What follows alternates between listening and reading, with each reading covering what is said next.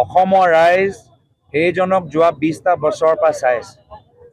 তেওঁ ৰাইজক কোনো ধৰণৰ সেৱা আগবঢ়াব নোৱাৰিলে। তেওঁ শিক্ষামন্ত্ৰী আছিল, স্বাস্থ্যমন্ত্ৰী আছিল, কিন্তু কি কৰি দেখালে? হস্পিটেলত গ'লে ডক্টৰ নাই, দৰৱ নাই, স্কুলৰ ভিতৰত কিতাপ নাই, বহিবলৈ টেবুল নাই, যাৰ ফলত কি হ'ল যে আজিৰ তাৰিখত অসম শিক্ষা আৰু স্বাস্থ্যৰ ক্ষেত্ৰত ভাৰতৰ সৰ্বশ্ৰেষ্ঠ 5টা ৰাজ্যৰ ভিতৰত নহয়, নিম্ন 5টা ৰাজ্যৰ ভিতৰত আজি অসমখনৰ নাম আমি দেখা পাইছোঁ। কিমান লজ্জাজনক কথা! আমাৰ স্বাভিমান আছে, আজি অসম হৈ আছে যিহেতু আমাৰ সমাজ শিক্ষিত, আমাৰ সমাজ সচেতন আৰু শিক্ষা চিকিৎসাৰ ক্ষেত্ৰত আমি আগবাঢ়ি যোৱাটো বিচাৰোঁ।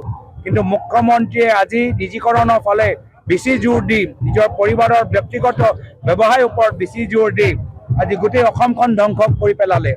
আমি পৰৱৰ্তী সময়ত আমি হোৱাইট পেপাৰ পাব্লিছ কৰিম যে মুখ্যমন্ত্ৰীয়ে নিজৰ পৰিবাৰৰ কোম্পানী ব্ৰাইট ইষ্টত কিমান চৰকাৰী টকা দিলে, কিমান টকা এডভাৰটাইজমেণ্ট নামত দিলে, কিমান টকা চৰকাৰী ঠিকা নামত দিলে, এই গোটেইখিনি আমি ফাদিল কৰিম।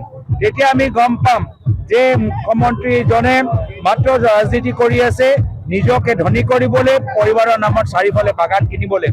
আমাৰ যেতিয়া চৰকাৰ আহিব, তেওঁলোকৰ যিমান অবৈধ সম্পত্তি গাড়ী লৈ আমি দুখীয়া মানুহৰ মাজত বিতৰণ কৰিম। যিকোনো খবৰৰ বাবে যোগাযোগ কৰক আমাৰ এই নম্বৰত 9181 307 221।